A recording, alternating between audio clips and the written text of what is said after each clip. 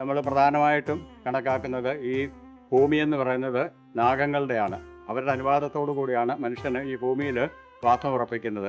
ഏതെങ്കിലും തരത്തിൽ ഈ നാഗങ്ങൾക്ക് ദോഷങ്ങൾ വരുത്തുക, നാഗസ്ഥാനങ്ങൾക്ക് ദോഷങ്ങൾ വരുത്തുക, ഇതൊക്കെ നമ്മൾ ഒരു തലമുറ ചെയ്ത 7 തലമുറ അതിൻ്റെ ദോഷങ്ങൾ വരും. നമുക്കറിയാം, ഭഗവാൻ മഹാദേവൻ ഈ പ്രകൃതി സ്വരൂപമാണ്. കാവിൻ്റെ, അതായത് നാഗങ്ങളുടെ അധിപതി മഹാദേവനാണ്. ഈ നാഗങ്ങൾ ഭൂമിയുടെ ഉപരിതലത്തിൽ വന്ന് പോകുന്ന ആ കൈലാസത്തിലേക്ക് പോകുന്ന ആ സ്ഥാനങ്ങൾ അവർ പോയി കഴിഞ്ഞാലും അതിൻ്റേതായിട്ടുള്ള ആ ശക്തിവിശേഷം, അതാണ് നമ്മൾ ഈ കാവുകൾക്കൊന്നും ഈ അമ്പലങ്ങളാക്കാത്തത്. അങ്ങനെയുള്ള ആ സ്ഥാനങ്ങൾക്ക് നമ്മൾ അശുദ്ധി വരുത്തുക, ഏതെങ്കിലും തരത്തിൽ അതിൻ്റെ കാവുകൾ നശിപ്പിക്കുക, അതുപോലെ തന്നെ അശുദ്ധമായിട്ടുള്ള വസ്തുക്കൾ ആ പ്രദേശത്ത് എഴുതുക ഒക്കെ ചെയ്ത് തന്നെ ഇതറിയാതെ വന്ന് സ്പർശിച്ചാൽ പോലും ഈ നാഗങ്ങൾ തലതല്ലി മരിക്കുമെന്നാണ്. അപ്പോൾ ഒരു ശാപം വരും. ആ ശാപമാണ് ഈ ദോഷമായിട്ട് വരുന്നത്. ബലി എന്ന് പറയുന്നത് ഒരു പൂർണ്ണ സമർപ്പണമാണ്.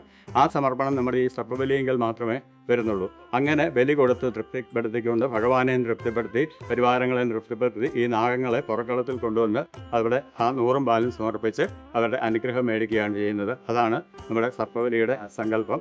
ഇത് വളരെ വിപുലമായിട്ട് ആണ് നമ്മളിവിടെ നടത്തുവാൻ ഉദ്ദേശിച്ചിരിക്കുന്നത്. അതിൻ്റെ ആ ശുദ്ധിയും എല്ലാം പരിപാലിച്ചുകൊണ്ട്, ഇവിടെ ചിലർ ചോദിക്കും ഇവിടെ കാവുണ്ടോ എന്ന് ചോദിക്കും. കാവുമായിട്ട് ബന്ധപ്പെട്ടല്ല, മഹാദേവനുമായിട്ട് ബന്ധപ്പെട്ട് തന്നെയാണ് വരുന്നത്. ഈ പ്രദേശത്തിൻ്റെ അധിപതിയായിട്ട് മഹാദേവനാണ് ഉള്ളത്. അപ്പോൾ ആ ഒരു സങ്കല്പത്തോടു കൂടി ക്ഷേത്രത്തിൻ്റെ ഐശ്വര്യവും ഉണ്ടാകുമ്പോൾ നമുക്ക് എല്ലാവർക്കും ആ മഹാദേവൻ്റെ അനുഗ്രഹം ഉണ്ടാകും. എല്ലാവരുടെയും ആ ഒരു പ്രാർത്ഥനയും ആ പ്രവർത്തനങ്ങളും എല്ലാം ഒരിക്കൽ കൂടി ഇതുകൊണ്ട് ഓം നമ ശിവായ, ഓം നമ ശിവായ, ഓം നമ ശിവായ, ഓം നമ കാമരൂപിണേ മഹാബലായ നാഗാധിപതേ നമഃ.